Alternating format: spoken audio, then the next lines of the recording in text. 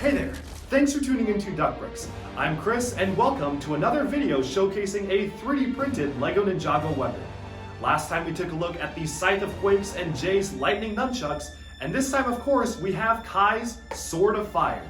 So right here I have my 3D printed version of the Sword of Fire, and right here I have LEGO's official play scale version, which is completely rubber. You can bend it around and whatnot, but it's a little bit smaller. I honestly probably will reprint this at some point to make my Sword of Fire even taller than it is, because right now it's more like a short Sword of Fire, and I definitely misjudged just how large the sword is in universe.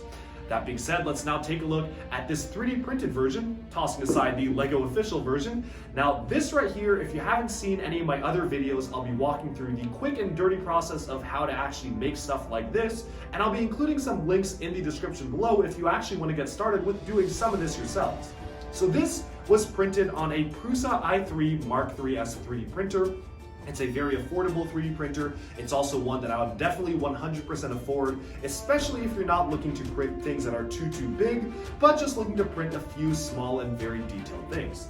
Now, of course, this has been made up of different small chunks of 3D prints. So everything was printed on its own, completely flat, and then joined together in this sort of weapon right here. Now for this Sword of Fire, given how it's such an iconic piece of LEGO and Ninjago history, a lot of people online have actually completely designed their own versions and published the files to be downloaded for free. So instead of doing it like many of my other weapons, where I had to take bits and pieces of LEGO files here and there, kind of meshing stuff together to make a full-scale weapon, for this one, all I had to do was just take that file from online and print it out in large scale, which is what I did right here. So if you do want to check that out, I've linked the existing ones down in the description below. If you want to see the full STL to prepare it for 3D printing, it's super easy. Just kind of section it off in chunks that you think are reasonable for your printer to make, and there you have it. You can actually just build one of these yourselves. So this, of course, is Kai's signature weapon. He used it throughout the pilot seasons and Season 1, Rise of the Snakes. He could use it to conjure up his blade motorcycle, so it had a very special and unique power like so.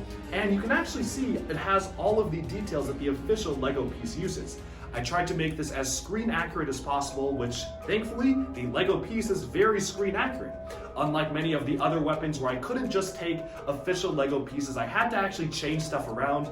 For this one in particular, it was very easy to just make it myself. So now, let's take a look at some close-ups of the Sword of Fire.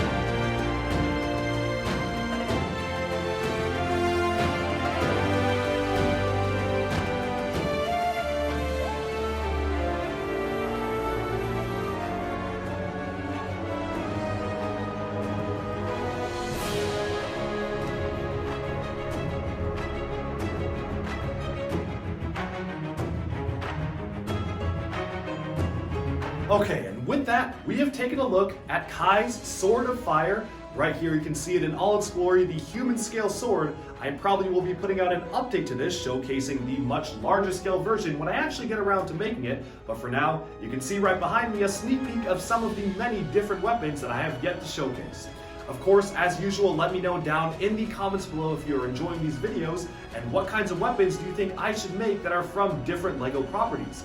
I have a ton of stuff in the works from Ninjago to Bionicle, so definitely stay tuned if you like these kinds of videos, and subscribe to DuckBricks for even more LEGO news, reviews, discussion, and analyses coming your way very soon. Thank you so much, and bye-bye for now.